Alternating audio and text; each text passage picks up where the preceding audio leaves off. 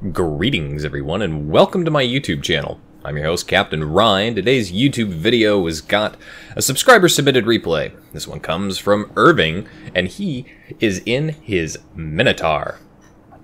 Now I've featured Ervien in the Minotaur before and I have to say that replay was particularly impressive.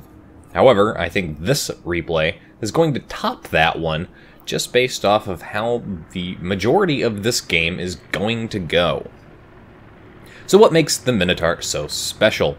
Well, the Minotaur has the advantage of having auto-loaded 6-inch guns, which means it has the fastest rate of fire of any of the cruisers in-game.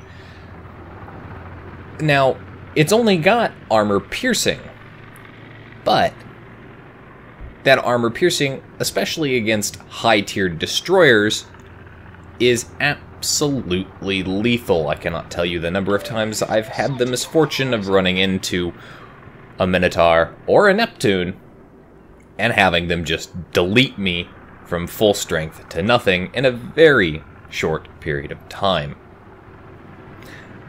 The Minotaur's armor piercing, not the best for dealing with angled battleships, but that high volume of fire means that it can just continue to peck away at any target that it wishes in a very quick time frame, just by putting out as many shots as possible. As the battle gets underway, it's the Tears of the Sea or something map, it's domination match mode. And it looks like a good chunk of the enemy team has headed up to the C cap point. The enemy team is also in the process of capping B. Ervien's team, not really sure where exactly they're trying to push up. Some look like they're trying to push to B, and some look like they're kind of trying to push over to A.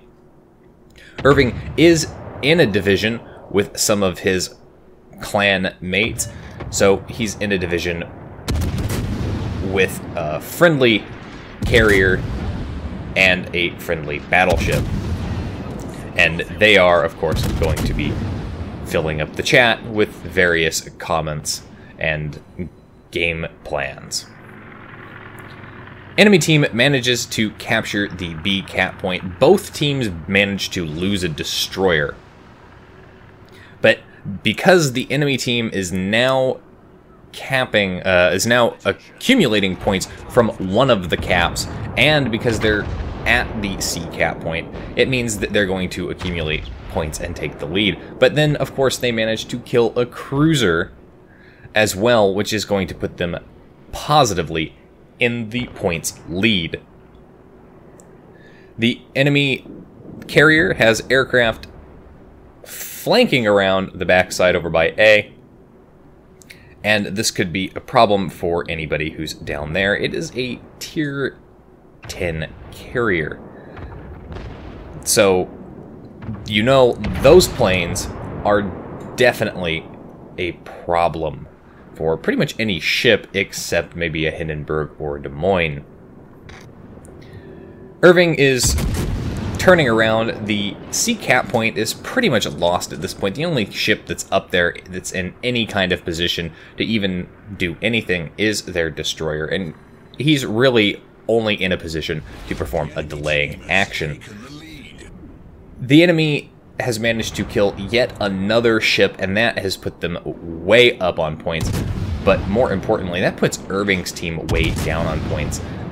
I have had battles where the enemy team just cannot manage to cap and kill, and they lose on points. But fortunately, Ervien, along with his teammates here, managed to heavily damage enemy battleship, and that allows them to stay in the game just a little bit longer by getting some points and dropping the enemy team's points. But they are now down even more ships, as the enemy team is only down 2 to Ervien team's 4. But again, remember, the enemy team has a cap point.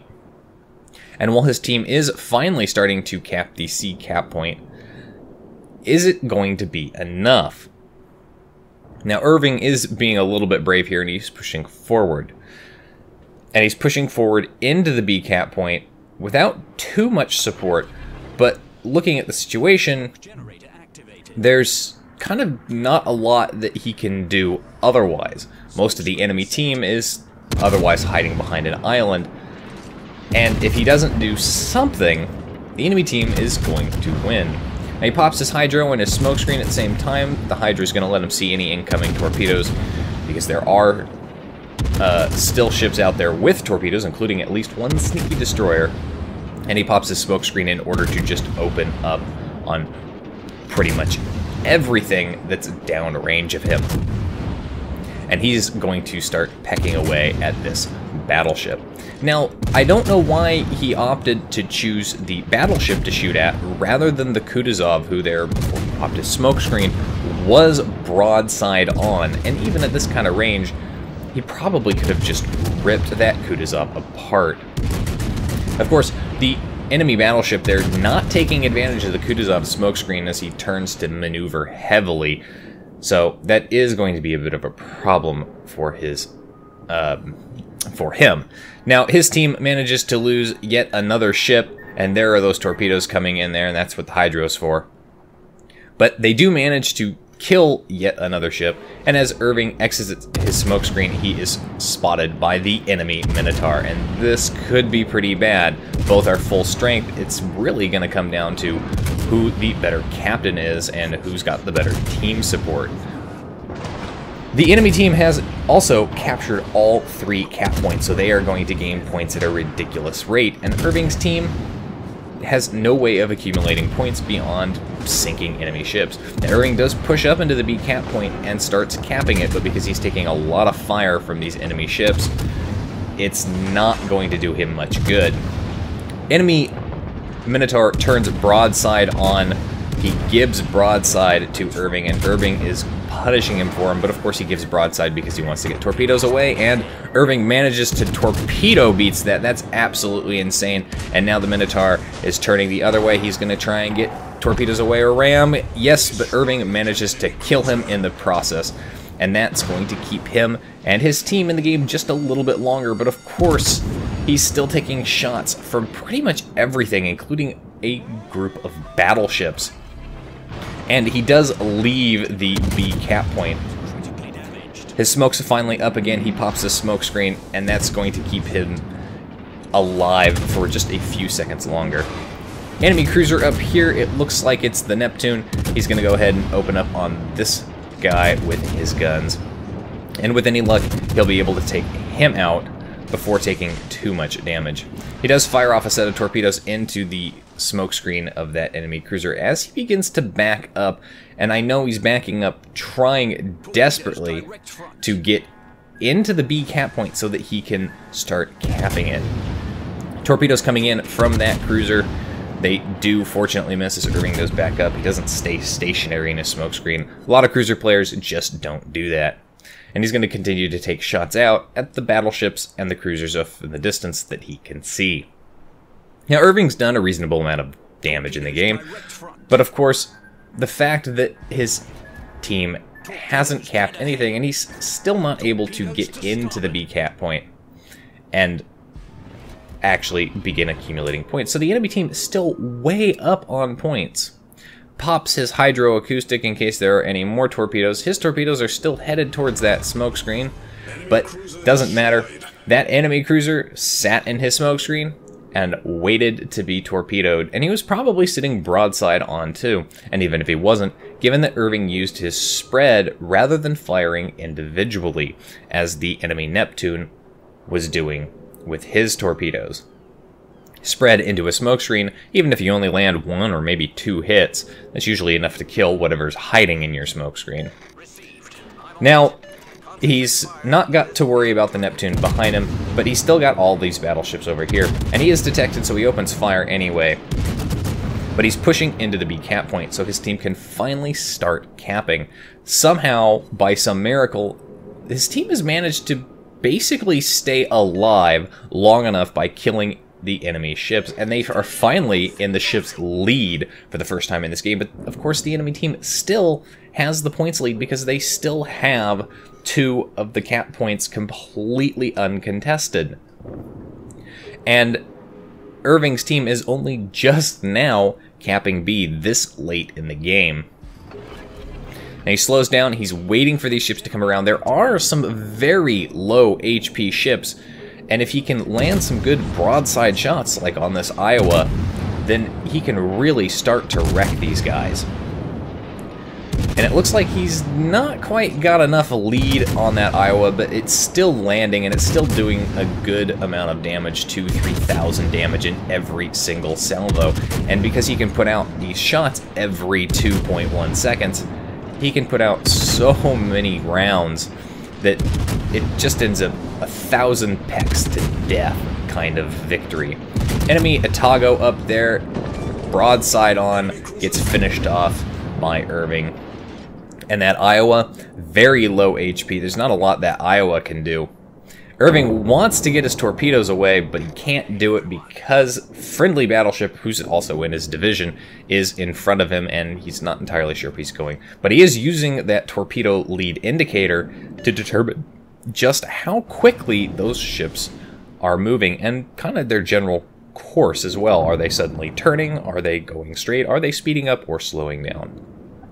His team manages to capture the A cap point as well as the B cap point, and so now they're actually finally able to begin securing points, as the enemy team is only down to 2 ships, the aircraft carrier and that Montana, but that Montana still got a lot of HP left. And the aircraft carrier is no slouch either. He's been doing a lot of work to deal with the friendly team. Friendly carrier, though, he's doing his job as well, and he's actually going to do really well as far as the XP earned. Erving pushing forward. He doesn't want to be caught out in the open if this Montana decides to push up, so he's going to go head towards this island. He is detected as aircraft fly over, and that Montana is pushing up around this island. Now the question is Erving going to get behind this island before that Montana's guns get around this island? And oh my god, the answer's no. He's broadside on to a Montana at point-blank range. Why the hell isn't this Montana shooting? Why isn't this guy shooting? Is he waiting for all of his shots to get around the island? I think he was waiting for all of his shots before he unloaded a full broadside rather than the 2 forward guns.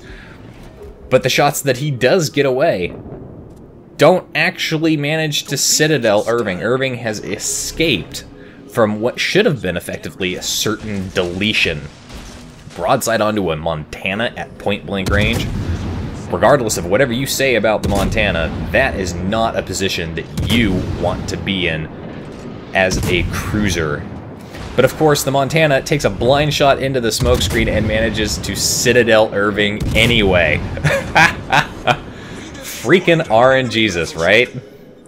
Can't kill the bastard when he's broadside on in plain sight, but oh yeah, take a blind shot into the smoke, almost kill him. Erving manages to secure the kill on the Montana, netting him his Kraken Unleashed. There's just 1 enemy ship left, but impressively, the enemy team is still up on points because they held the points lead for so long, and Erving's team didn't have any caps to accumulate those points. So, in order for them to win at this point, if they did absolutely nothing, looking at the time, it is probable that they would win, assuming the carrier didn't manage to sink somebody. And that's not a very good assumption to make, because high-tier carriers, really, at this late stage in the game, can become very dangerous prospects indeed. So Erving is going to go ahead and head up to the C cap point and capture C. In the meantime, his friendly div mate in the carrier is going to try and find the enemy carrier. And if they can find the enemy carrier, at the very least they know where to send their aircraft, and they know where to begin focusing their firepower. But if you'll see there on the minimap, an aircraft just appeared.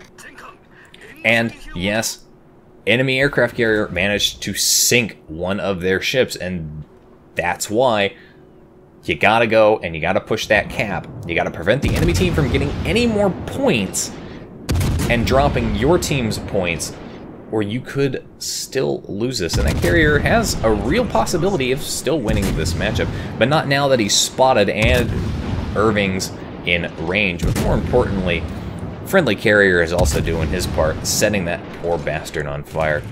Ervien pushing up into the C cap point begins to cap it, so the enemy team's no longer gaining points. That gives Ervien's team the ability to finally balance out that points difference. And as long as he can just contest it, really, long enough, they can win on points. And there's not a lot of time left. But of course, winning on points when you've got the enemy carrier in sight, well, why would you want to do that?